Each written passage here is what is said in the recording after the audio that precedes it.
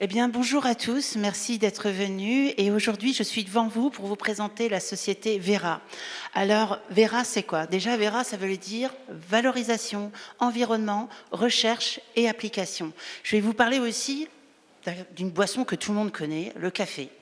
Et le café, c'est 240 000 tonnes de mares de café qui sont jetées chaque année et de manière récurrente. Mais il faut savoir aussi que sur la foire de Châlons, c'est plus d'une tonne de mares de café. Je serai toute disposée, bien entendu, à vous expliquer comment je suis arrivée en fait à ce tonnage.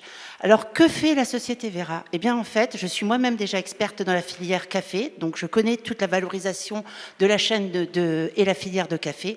Eh bien, nous allons extraire des molécules. Hop, pardon, excusez-moi, je pensais que ça se faisait en même temps. Ouais, merci, c'est gentil.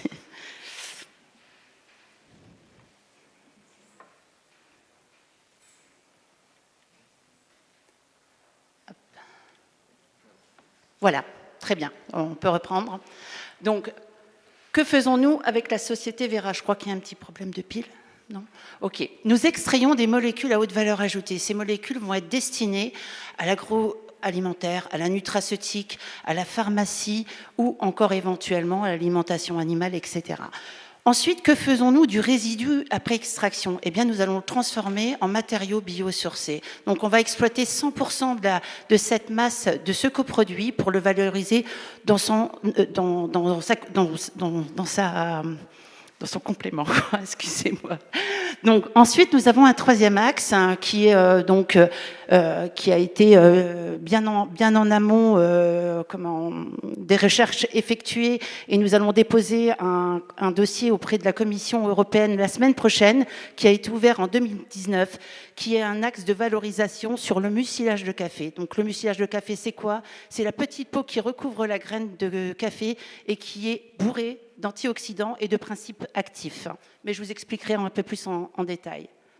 Aujourd'hui, nous nous situons sur 3 marchés. D'un côté, les molécules, d'un côté, les matériaux biosourcés, et le troisième marché qui est la nutraceutique. 3 marchés qui sont toujours en pleine croissance actuellement, ce qui est relativement rare de nos jours. Hop. Donc, comme je vous l'expliquais tout à l'heure, on a un axe qui est en fait notre fonds de commerce, puisqu'on va avoir une phase de R&D relativement très importante, avec ce mucilage dont on va obtenir la possibilité de l'intégrer comme nouvel ingrédient sur le marché européen dans la classification superfood. Et ensuite, on a un axe où on valorise après extraction moléculaire, les matériaux biosourcés. Et pour cela, en fait, nous collaborons avec 3 universités de la région, l'URCA, avec qui on a monté un consortium en 2019, Centrale Supélec et enfin AgroParisTech. Il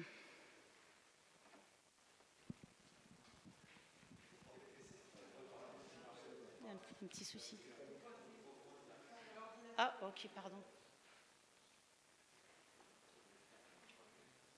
Ok. Donc, comme je vous l'ai expliqué, je suis moi-même experte en filière café. J'ai ouvert mon premier coffee shop en 2015 à Reims. Je suis ensuite partie dans les pays producteurs pour connaître plus en fait la valorisation en fait de la production de café. C'est là que je me suis rendu compte de l'impact environnemental. Et surtout, en rentrant dans mon coffee shop, j'ai mesuré à combien en fait on jetait le marc de café sans jamais le valoriser. J'ai fait une étude de 3200 pages. J'ai rencontré Christophe Clément de l'université de l'URCA. J'ai rencontré Florent Allais et ainsi que Patrick Perret. Je leur ai soumis mon projet. Je leur ai donné mes déchets, c'est qu'à le dire, qui allaient être des coproduits. Et durant 2 ans, nous avons fait un consortium. Et ce consortium a donné aujourd'hui en fait cette start-up.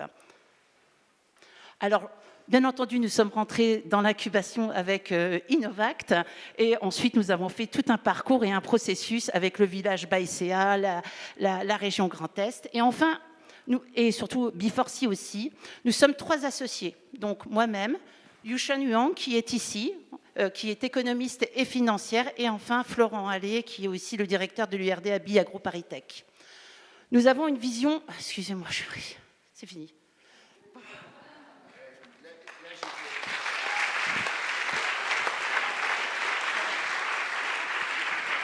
Alors, pour ceux qui vont dire il est cruel, on était quand même à 4 minutes 20. Donc...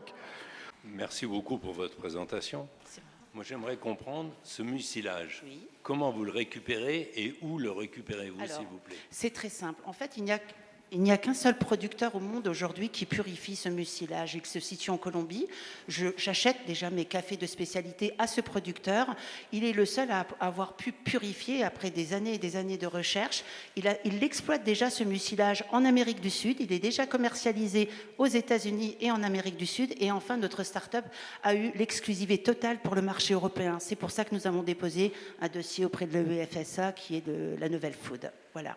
Mais ce processus est protégé par un brevet? Oui, bien sûr, oui, tout à fait. Mais un brevet à quelle échelle, s'il vous plaît? Échelle colombienne, enfin Amérique du Sud et États-Unis. En fait, comme nous, pour l'Europe, on aura le processus et la commercialisation sur l'Europe parce qu'on a l'exclusivité européenne. Il n'y a pas en fait de rétrocession de brevet sur d'autres entreprises. Il reste maître vraiment de la fabrication de son mucilage, de la purification du mucilage. Il faut savoir qu'il faut 10 tonnes pour 600 kg de mucilage et aujourd'hui, nous sommes en possession d'avoir cette possibilité d'avoir 10 tonnes jusqu'à 15 tonnes par an de mucilage. C'est vraiment un acte d'achat et de revente. En fait, le mucilage, c'est ce qui va être le fonds de commerce de notre société, mais ce que nous souhaitons, nous, c'est surtout, en fait, c'est important que je passe le slide suivant, c'est le marc de café, décidément... Bon, il n'y est pas, bon, tant pis, c'est pas grave. C'est l'industrialisation qui est prévue, en fait, à l'aube de 2026 pour faire du biocomposite à partir du déchet urbain que représente le marc de café.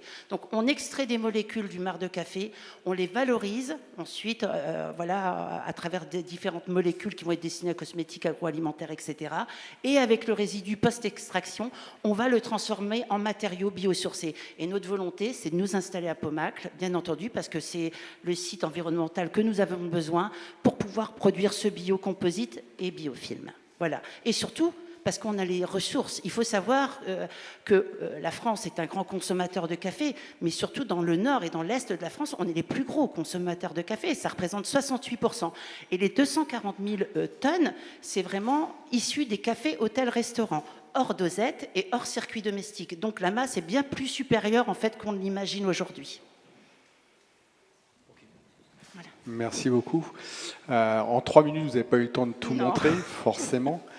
Et c'est le moment où je deviens rébarbatif. Vous pouvez nous donner quelques chiffres, coût d'acquisition, coût de traitement, commercialisation? Alors, coût d'achat, vous voulez parler du mucilage ou du marc de café? De l'ensemble, pour Vera. Bon, le mucilage, on est à peu près à 80 € kilo, 80 € le kilo, parce qu'en fait, le mucilage, il est brut ou modifié. En fait, le mucilage brut va être destiné à l'alimentation animale ou humaine. Ensuite, le mucilage modifié, c'est avec des produits naturels, complètement végétaux, va être destiné vraiment à du B2C, voire du B2B, sous forme de package de cure de 12 jours, sur une hauteur de 24-25 € selon les prix de marché. Donc le marché de la nutraceutique, prenant 7% annuellement, est un marché qui est en pleine voie d'expansion aujourd'hui. Merci. Alors, financièrement, vous en êtes où? De combien avez-vous besoin? J'ai pris mon carnet de chèques, donc ça tombe bien. Bon, bah, c'est super, parfait. Bon, on a besoin de 250 000 €, là, tout de suite, cet après-midi.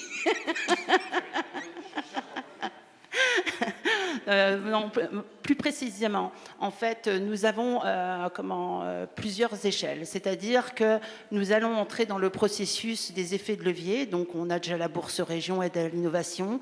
On doit augmenter et consolider nos fonds propres. Ça, c'est le primordial pour nous pour avoir les effets de levier qui sont normaux. On ne peut pas ne pas avoir de fonds propres et aller chercher des effets de levier. Donc, on aimerait quand même consolider nos fonds propres jusqu'à hauteur de 200 000 € pour avoir un puissant effet de levier. Voilà. Merci. Non, on dépose la semaine prochaine parce qu'en fait, le processus d'un nouvel ingrédient sur le marché européen est très lourd et nécessite 3 années. Donc là, on arrive vraiment aux 3 années et on est en train de faire nos derniers lots. En fait, chaque année, on doit refaire des lots avec des analyses de chaque lot, de chaque parcelle, etc. Et on le finalise, on le clôture enfin au bout de 3 ans, la semaine prochaine. Ouais. Et votre commercialisation, ça va être avec qui? Qui va Alors, vous acheter? en fait, on a deux possibilités. La première possibilité, on souhaite s'adresser à un marché quasi de niche, c'est-à-dire les sportifs de haut niveau, ou encore le secteur pharmacie, où on peut avoir un business développeur, embaucher un business développeur qui visite les pharmacies. C'est un produit aujourd'hui qui est 7 fois plus antioxydant que le raisin et 5 fois plus que le thé vert, ce qui le met en fait dans la classification des superfoods. Et enfin, on a différentes relations en ce moment où on attend des rendez-vous un peu plus importants qui nous ouvriront peut-être sur des voies externes dont je ne peux pas trop parler aujourd'hui. De toute façon, ce n'est pas fait. Donc. Voilà. Donc 250 000 euros, jusque-là tout va bien. Pour faire quoi? Alors, on a une phase de R&D qui nous coûte à peu près 890 000 euros. On est en collaboration avec AgroParisTech sur du brevet complet qui est pour nous. Donc, concernant les molécules, il faut savoir que les molécules prennent beaucoup plus de temps que les matériaux. Les matériaux, par exemple, nous avons déjà avancé avec l'URCA. Donc, il y a des travaux antérieurs. Là, on va être sur du brevet partagé. Ce n'est pas un souci en soi. Pareil avec 130 Supélec, on travaille sur quelque chose de bien précis. On va être sur du brevet partagé. Mais avec AgroParisTech, on est sur de l'API totale. La plus forte valeur ajoutée, qui demande un peu plus de temps et un peu plus d'argent, ce sont les molécules. Mais la rétrocession de brevets, en fait, va nous permettre en fait, de pouvoir récupérer aussi cette rentabilité à travers la rétrocession de brevets. Et surtout, j'aimerais aussi insister sur un point, le mucilage va nous permettre d'atteindre un point d'autofinancement en 2025, ce qui coïncide pratiquement avec notre industrialisation. Donc, le but aussi de rechercher de l'argent aujourd'hui, ce n'est pas que de rechercher un financeur, c'est de rechercher aussi la personne qui nous accompagnera plus loin et voire beaucoup plus loin.